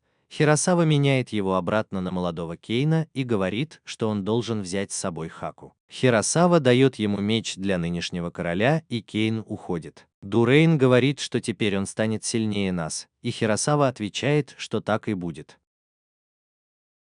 Кейн возвращается в свой особняк, и Сильвия очень рада его видеть. Она обнимает его, а Шелк и Телуша тоже подходят к нему. Телуша говорит, что они верили, что он вернется. Они говорят, что научились печь печенье, и Кейн радуется, видя это. Он начинает есть так быстро, что говорит, что оно очень вкусное. Обе девушки говорят: «Добро пожаловать домой, господин Кейн», и он тоже радуется. В следующей сцене мы видим, как нынешний король читает письмо от первого короля и спрашивает: «Так ты с первым королем?» Кейн отвечает: «Да, он бог творения в отдельном мире, который он создал». Затем Кейн достает катану, которую первый король подарил нынешнему королю. Увидев это, король говорит: «Я верю тебе». Кейн добавляет: «Он даже тренировал меня. Это была тяжелая тренировка, когда он заставлял меня сражаться с опасными лесными монстрами, участвовать в показательных битвах, пока я не падал в обморок каждый божий день. Я тренировался 5 лет». Король был шокирован и спросил: «Как это могло случиться, что прошло 5 лет?» Кейн осознает, что он сказал. Эрик рассмеялся и сказал: «Ты забавный даже спустя 5 лет». Затем он продолжил: «Пока тебя не было, пришло уведомление от гильдии искателей приключений. Если ты не отправишься на задание в ближайшее время, твоя регистрация будет аннулирована, и ты не сможешь получить ранка». Кейн сходит с ума, услышав это. Затем он отправляется на встречу с гильдмастером и спрашивает, что это за история с отменой регистрации. Гильдмастер отвечает: «Я беспокоился, так как ты не пришел, чтобы принять мое задание». Каин объясняет, что мне нужно было срочно куда-то пойти. Гильдмастер замечает: «Ну что же, сестра Тихуана была так расстроена, что ты ушел». Кейн спрашивает: «Не мог бы ты рассказать мне о задании?» Гильдмастер отвечает, что ты должен принять задание прямо сейчас, или я отменю твою регистрацию. Кейн умоляет: «Пожалуйста, позволь мне это сделать». Гильдмастер протягивает ему бумагу с подробной информацией о бандитах, говоря, что тебе нужно подчинить их. Сможешь ли ты с этим справиться? Ну, я думаю, глупо спрашивать, что ты самый сильный в столице. Кейн говорит, что я все равно займусь этим вопросом. Затем Кейн телепортируется в район, где находятся бандиты, взлетает и начинает осматривать местность. Он замечает нескольких человек, останавливающих карету, и говорит: «Я нашел их», а сам спускается, чтобы остановить их. Но он потрясен, увидев мастера Нину, Милли и Сейбина. Он идет к Милли, когда ей больно, и исцеляет ее. Бандит говорит, что маленькие дети должны просто сидеть дома и пить мамин чай. Кейн отвечает: «Вы дорого заплатите за то, что ранили мастера мастера Милли, и они все набросились на него. Кейн встает, и один из бандитов нападает на него, но Кейн сбивает его с ног. Другой бандит нападает сзади, и Кейн быстро бьет его в живот. Третий пытается напасть, но Кейн останавливает его и контратакует, отбрасывая его на дерево. Остальные приходят в ярость и бросаются на Кейна, но он побеждает их одного за другим, нанося удары. Потом Сабина благодарит его за спасение их жизней. Его хозяева спрашивают, что он здесь делает. Кейн отвечает, что пришел сюда, чтобы расправиться с бандитами. Они удивлены, потому что обычно такие задания дают более опытным искателям приключений. Кейн показывает им свою золотую карту гильдии, и они шокированы тем, что он так быстро получил повышение. Кейн говорит, что кое-что произошло, и меня повысили. Затем мы видим, как Кейн тащит бандитов в гильдию, а люди смотрят на них и спрашивают, не стыдно ли им. По дороге они оставляют Сабина, и выходит Парма, взволнованная встречей с Кейном. Парма спрашивает о бандитах, и Кейн отвечает, что это было задание по их поимке. Парма хвалит его за усердную работу не только как искателя приключений, но и как барона. Милли удивленно спрашивает: «Кейн, ты теперь барон? Теперь нам придется называть его бароном Кейном». Кейн настаивает: «Пожалуйста, не надо, вы все еще мои хозяева». Милли обнимает его и говорит: «Ты действительно вырос за несколько лет». Затем Кейн говорит: «Ладно, тогда я должен отчитаться в гильдии. Все подчеркивания «Иктфалоде» требуем уел добжукне и подчеркивания «Аулуст ся запроем о я 100% будет дефразирован». В этот момент подходят несколько мужчин и предлагают познакомиться с девушками. Девушки отвечают, что им это не интересно. Один из мужчин пытается их остановить, но Кейн берет его за руку и говорит: «Оставь их в покое». В этот момент они понимают, что это Кейн, и пугаются. Кейн очень зол на них. В этот момент кто-то появляется сзади, и настроение Кейна меняется, потому что это Клод. Милли тоже машет Клоду, и Кейн говорит: «Это мои хозяева». Клод отвечает: «Это сестра моего сына». Кейн удивлен, услышав это. Клод предлагает: «Ладно, давайте выпьем». Но его жена шлепает его по руке и говорит: «Тебе всегда нужен повод, чтобы выпить». Теперь они все вместе сидят и наслаждаются напитками. Клод спрашивает: «Почему вы все сегодня здесь?» Нина говорит: «Кейн появился, когда мы были на задании, и победил бандитов». Кейн уже получил звание. Клод удивляется: «Уже получил звание? Ну ты сильный, Кейн». Нина добавляет: «Он еще и барон», что еще больше их шокирует. Милли спрашивает: «Как ты стал таким сильным, Кейн?» Кейн думает, что не может сказать им, что его тренировал Бог. Милли говорит: «Ты даже убил красного дракона в возрасте 10 лет». Клод удивлен, потому что только охотник ранга С может победить красного дракона. Затем они показывают свои магические сумки, которые им дал Кейн. Лена в восторге и спрашивает, сколько они вмещают. Милли отвечает: «Они никогда не были заполнены до конца». Лена спрашивает Кейна: «Ты можешь сказать мне?» Кейн колеблется, и Нина вмешивается: «Он сказал мне, что в них поместится особняк». Лена восклицает: «Значит, они национального уровня». Затем она говорит Кейну: «Ты можешь сделать такие же для нас?» Кейн соглашается, и она обнимает его, благодаря за помощь. В этот момент он вспоминает, что уже неделю не ходил в школу. Клод спрашивает: «Зачем такому благородному человеку, как ты, ходить в школу? Тебе не кажется, что ты не вписываешься в это общество?» Кейн отвечает, что да, он так думает, но ему нужно многому научиться. Нина говорит, что Кейн хороший мальчик. Она обнимает его. Кейн убегает, говоря, что ему нужно в школу. Когда он уходит, появляется Риша и говорит, что авантюрист, который должен вести завтрашний урок в школе, ранен. Нам нужен кто-то на замену. Клод спрашивает: «Можешь ли ты рассказать подробности?» На следующий день в школе учитель проводит урок магии, и все говорят: «Да, учитель». Кейн взволнован, думая о том, что он может использовать знания, которые получил на тренировках у первого короля. Но учитель зовет его и говорит: «Кейн, тебе запрещено использовать магию. Ты будешь просто наблюдать. Барьер не выдержит твою магию». Клод и остальные смотрят на это, и он говорит, что Кейн действительно не подходит. Вы готовы помочь ему? Девушки говорят: «Да, Роджер». На следующем уроке учитель говорит им: «Сегодня у нас есть кому вас учить. Это Клод и остальные». Одна девушка говорит: «Я их знаю», а парень отвечает: «Да, они из ледяного пламени». Учитель продолжает: «Сегодня у нас есть авантюрист первого ранга и авантюрист второго ранга, которые будут вас учить». Кейн, наверное, должен был вчера сказать, что они придут. Клод говорит: «А теперь покажите свои гильдейские карточки». Все достают свои, но Кейн этого не делает. Клод спрашивает: «У тебя нет гильдейской карточки?» Кейн показывает ему свою карточку, и по его лицу видно, что если он покажет свою карточку, то все будут в шоке, потому что у него высший ранг. А они все только недавно зарегистрировались. Клод продолжает дразнить его: «Где твоя карточка?» Кейн думает и отвечает, что забыл ее. Он говорит, что в следующий раз обязательно возьмет ее с собой. Лена говорит, что Кейн действительно очень одинок. Клод подходит к нему и говорит, что нам придется использовать козырную карту. Затем он говорит ученикам, что мы начнем с тренировочных боев. Кто хочет быть первым? Один мальчик вызывается и начинает сражаться с Клодом, но вскоре проигрывает. Кейн хочет выйти, но перед ним уже стоит другой мальчик. Он спрашивает учительницу Нину, и она отвечает, что нам запрещено использовать атакующую магию. Он чувствует себя одиноким, но они уже планируют сделать его героем класса. Он очень ждет своей очереди. Он хочет выйти, но первой выходит девочка. Мальчик говорит, что нельзя лезть без очереди, а очередь уже слишком длинная. Теперь он еще больше волнуется. Он говорит: давай быстрее. Наконец, остается только один. Клод бросает свой меч. Теперь Кейн и Клод стоят друг напротив друга. Они оба бросаются в бой, но когда их мечи скрещиваются, раздается звонок, и учитель останавливает их. Кейн говорит: но у меня только что был шанс. Клод говорит: прости, Кейн. В следующий раз. Учительница отвечает, что следующего раза не будет. Привлечение специального учителя для приключений пока не входит в наши планы. Кейн спрашивает, почему. Учительница отвечает, что у нас нет на это денег. Ремонт, который вы устроили, обошелся нам в кругленькую сумму. Кейн расстроен. Он смотрит на Клода, но тот игнорирует его и говорит: ну пока. По ночам Кейн, чтобы выплеснуть свой гнев, уходит в лес и начинает все крушить, говоря: Клод, ты придурок. Затем он сражается с огромным монстром, который появляется. Потом он стреляет огненными шарами. Ночью, наблюдая за этим, Гарм говорит: у нас плохие новости, и подает сигнал. Вся армия бежит в лес, а за ними отец Кейна. Кейн чувствует себя лучше и уходит. Когда они добираются до места, то с ужасом видят огромную дыру. На следующий день король говорит с Кейном, что Гарм доложила дыре и что все разрушено. Он спрашивает, что нам делать. Кейн понимает, что это сделал он, и говорит: думаю, нам ничего не нужно делать. Король спрашивает: почему, Кейн? Скажи мне. Кейн колеблется, и король говорит: ты что-то скрываешь, Кейн. Наконец он признается, что это был он. Мы видим, как падает камень, его поднимает монстр, но появляется другой монстр и проглатывает его. У монстра расширяются глаза, и мы видим улыбающегося мальчика, который говорит: значит, печать ослабла. В следующей сцене мы видим, как учитель объясняет ученикам, как вызывать магию. Затем она спрашивает, здесь ли Кейн. Он думает, что не сможет участвовать, как обычно, и уходит. Учительница останавливает его и говорит: ты можешь участвовать сегодня, потому что мы не используем атакующую магию. Кейн благодарит ее. Затем учительница говорит, что сегодня их будет учить специалист, который представляется: меня зовут Град, и я работаю дворцовым магом. Он объясняет, что есть два вида магии призыва.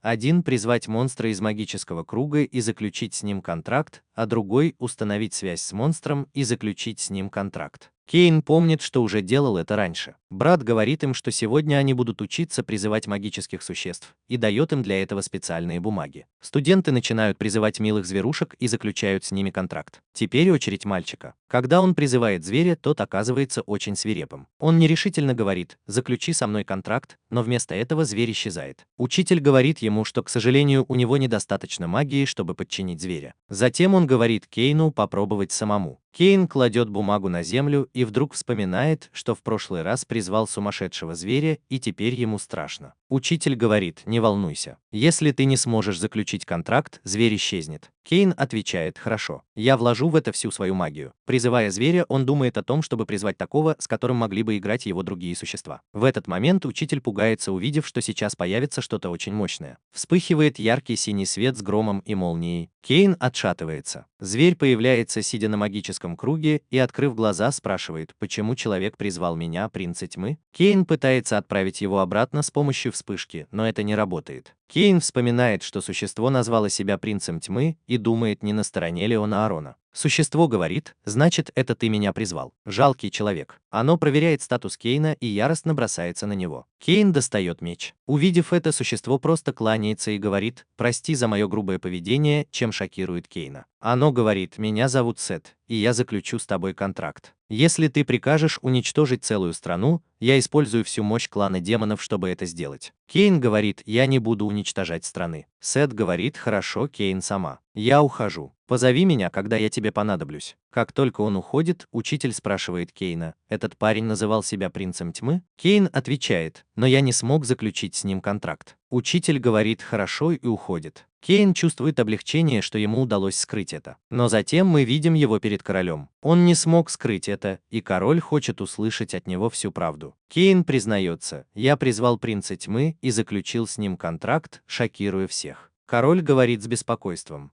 ты хоть понимаешь, что он мог устроить погром? Он мог уничтожить всю столицу в мгновение ока. Кейн извиняется, он и представить себе не мог, что такое может случиться. Учитель замечает: призвать принца тьмы. Сколько у тебя магии? Король предполагает, что тренировки с первым королем могли увеличить его магический потенциал, и это смущает учителя, который спрашивает: первый король. Затем король просит Кейна показать свой магический статус и приказывает Грату никому об этом не рассказывать. Кейн открывает свой магический статус, удивляя всех, потому что теперь он полубог. Учитель кланяется: ты бог, но Кейн останавливает его. Король решает сделать Кейна виконтом и дать ему город, которым он сможет управлять. Затем он уходит, говоря: «Человек, который не может защитить ни дом, ни страну, не сможет защитить целую нацию». Позже мы видим, как Сильвия разговаривает с Каином в его особняке. Он говорит ей, что его повысят до виконта, и она предлагает отпраздновать это. В этот момент появляется дворецкий и сообщает, что его брат Джин прислал письмо, в котором говорится, что в лесу чудовищ замечены признаки нападения. Затем мы видим, как Каин встречается со своим братом Джином. Джин говорит, что в последние пару месяцев в лесу на множество искателей приключений нападали чудовища. Их стало больше, и они стали агрессивнее. Джин напоминает Каину о том, что произошло несколько десятилетий назад, когда чудовища стали агрессивными и напали на столицу. Он говорит, что сейчас в лесу творится то же самое, что и тогда. Каин говорит, что сам осмотрит лес, но Джин настаивает на том, чтобы пойти с ним. Каин показывает ему свою карточку гильдии и напоминает, что он даже победил Красного Дракона, так что ему ни о чем беспокоиться. Джин соглашается, и Кани решает сначала пойти в гильдию, чтобы собрать больше информации. В гильдии секретарь говорит, что они набирают новых сотрудников. В гильдии, похоже, не хватает людей. Но когда Кани показывает свою карточку, секретарь очень удивляется. Руди извиняется и говорит, что это из-за недостатка дисциплины у новичков. «Что привело вас сюда сегодня?» Кани спрашивает их о проблемах в лесу, и она объясняет, что там все чаще случаются нападения. К лесу даже не подобраться, потому что чудовища стали очень агрессивными, и многие искатели приключений получили травмы. Кани сочувствует им. В этот момент появляются Милли и Нина, и Кани радостно бежит к ним. Они спрашивают, зачем он здесь, и Кейн им все рассказывает. Нина говорит Кейну, что они зашли в лес и столкнулись с множеством сильных монстров. Милли добавляет, что они вдвоем не справятся, поэтому скоро к ним присоединятся Клод и Лена. Кейн говорит, что они уже идут. Это очень обнадеживает. Руди подходит к Кейну и спрашивает, что он собирается делать. Кейн отвечает, что пойдет и проверит лес. Нина настаивает, что он не должен идти один, и Милли соглашается. Руди предлагает, чтобы с Кейном пошел кто-нибудь еще. Кейн отвечает, что у него есть такой человек, но это не человек. Кейн подходит к лесу и призывает своих существ Хаку и Джина, которые тут же бросаются к нему. Они чувствуют что-то, и Кейн говорит, что они пойдут исследовать лес. Кейн начинает поиски, и пока он осматривает лес, ему кажется, что за ним кто-то наблюдает. Появляется дикий зверь, и Кейн убивает его. Хаку кусает другого большого зверя, а Джин выпускает огонь, и Кейн убивает монстра. Он призывает принца тьмы, который появляется и спрашивает, кто его призвал.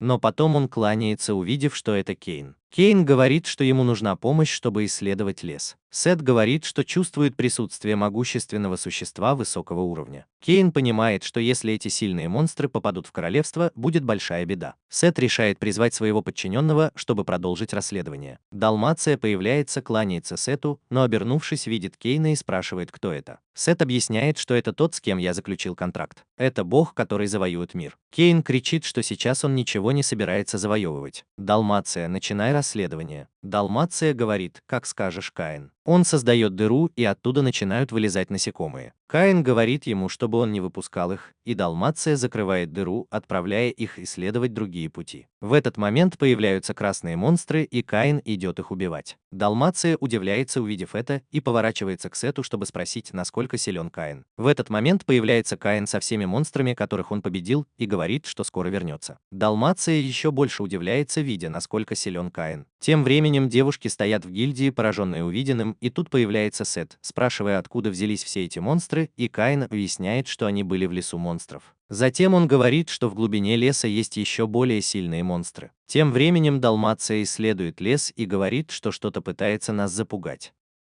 Оно говорит, не смейте приближаться. Сет говорит Далмации, что они идут внутрь, и он следует за ним. Затем мы видим Аарона, который чувствует их присутствие. Когда они оба заходят внутрь, они видят целую армию монстров высокого уровня. Аарон отдает им приказ: идите, все вы. Пора начинать игру. Буйство, пожирайте людей. Все монстры подчиняются его приказу. Сет говорит, мы должны немедленно предупредить мастера Кейна, а затем телепортируется. В этот момент Кейн что-то чувствует и бежит проверить. Он слышит тревожный колокол. Появляется Сет и говорит Кейну, что монстры движутся в их направлении. Кейн рассказывает план Клоду, а затем говорит Сету: пойдем. Тихуана тоже появляется и обнимает Каина, говоря, мне сообщили, что произошло что-то срочное. Кейн говорит ей, я направляюсь в лес. Пожалуйста, защити город. Тихуана радостно говорит: «Да, я буду выполнять приказы моего мужа». Каин уходит, сказав: «Я на тебя рассчитываю». Они оба бегут в сторону леса. Теперь мы видим, как Далмация сражается с монстрами. Из-за спины появляется монстр, но он погибает, не успев дотронуться до Далмации. Приходят Каин и Сет. Каин использует инферно, чтобы уничтожить монстров. Затем он смотрит в ту сторону, откуда появляются монстры, и мы видим ухмыляющегося Аарона, который говорит: «Игра уже началась». Каин говорит: «Я знаю, что это Аарон». Сет говорит Каину: «Я разберусь здесь. Ты можешь идти за Аароном». Каин отвечает: «Хорошо, я на тебя рассчитываю», и уходит. Сет говорит: «Следуй за мной, Далмация». Теперь мы видим, как Тихуана приказывает всем бежать в безопасное место, а Клод спрашивает, сколько монстров идет сюда. Они чувствуют, что приближается целая армия. Милли говорит: «Я пойду в лес», но Клод останавливает ее. Она настаивает: «Я знаю, что Каин силен, но я все равно хочу помочь ему». Нина говорит: «Я тоже пойду». Клод неохотно соглашается: «У меня нет выбора, кроме как пойти с вами». Его жена бьет его по голове и говорит: «Пошли, тормоз», и они все направляются в сторону леса. Тем временем мы видим, как принц тьмы говорит: «Призовите моих верных подданных», и они появляются, спрашивая: «Что мы можем для вас сделать?» Они смотрят вниз и в шоке видят, что происходит вокруг. Сет говорит: «Друг попросил о помощи, так что возьмите ситуацию под контроль». Они спрашивают: «Неужели этот друг настолько велик, что может обратиться к принцу тьмы?» В этот момент появляется Далмация и говорит: «Рад снова вас видеть», и они еще больше удивляются, увидев легендарного генерала демонов. Он говорит: «Меня тоже попросил друг лорда Сета». Они спрашивают, кто этот друг. Он отвечает, что этот друг избранник Бога. Они спрашивают: «Не может быть, правда?» Сет говорит, что все объяснит позже, а сейчас важнее защитить это место. Он говорит: «Пойдемте», и они все следуют за ним, начиная уничтожать монстров. Тем временем Каин продвигается дальше, чтобы добраться до Аарона. Он расчищает себе путь, убивая монстров. Затем он использует инферно, и кто-то контратакует. Он снова использует инферно, и снова кто-то контратакует. В этот момент появляется дракон и говорит: «Ты так хорошо позаботился о моих собратьях». Каин спрашивает: «Это ты начал эту атаку, черный дракон?» «Нет, это бывший бог развлечений Аарон». Аарон печально отвечает: «Воскрешена только часть моего тела, поэтому я использую тело этого дракона». Затем он выдыхает огонь, создавая еще больше монстров. Каин просит его остановиться, но Аарон говорит: «Это игра, чтобы посмотреть, съедят ли всех людей монстры»,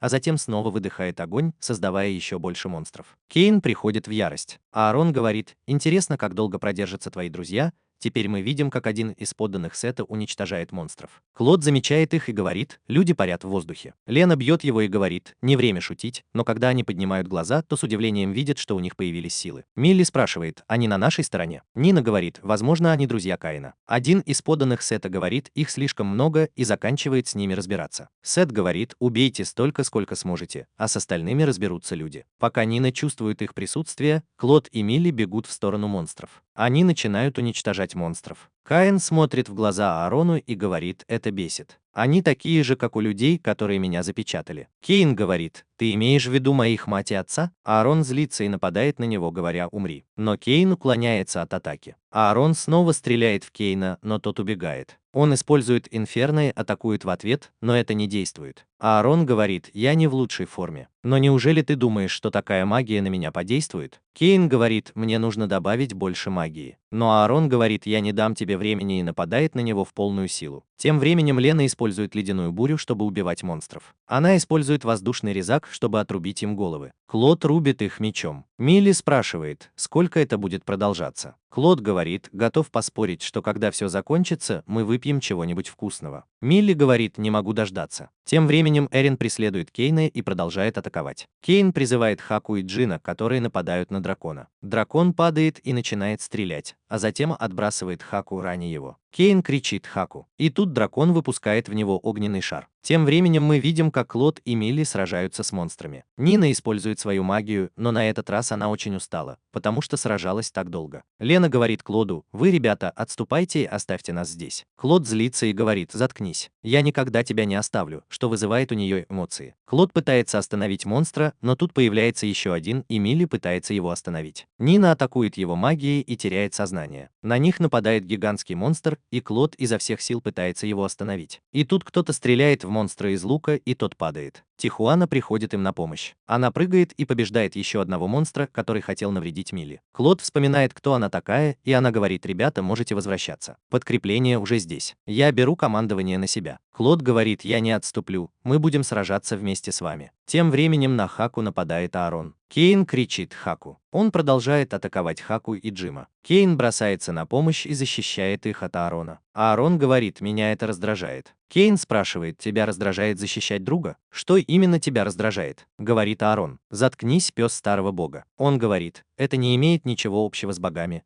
Я просто хочу защитить всех, кого люблю». И он использует свою силу, силу повелителя. Аарон вспоминает, что это тот же свет, что и раньше. Каин использует святой век и атакует Аарона. Аарон отвечает ему со всей своей мощью. Оба используют свою силу на полную. Затем появляется яркая световая линия. Все поражены этим зрелищем. Люди начинают молиться. Каин использует всю свою силу, чтобы отправить Аарона обратно. Но тут его останавливают его же создания. Сет и Далмация тоже появляются и говорят: «Ты перестарался». Он видит, что Аарон уже запечатан, а земля объята пламенем. Затем они говорят ему, что нападение тоже прекратилось. Каин рад это слышать. Клод и остальные видят, что монстры убегают обратно в лес. Город тоже в безопасности. Монстры отступили. Нападение закончилось. Каин радостно бежит навстречу остальным. Все обнимают его. Он счастлив, что в этом мире может спасти дорогих ему людей. Сет смотрит на него и говорит, что он тот самый избранный, и Далмация соглашается. Затем они уходят. Оба существа тоже рады, что все счастливы. На следующий день король отчитывает его за то, что он переборщил и создал этот луч света,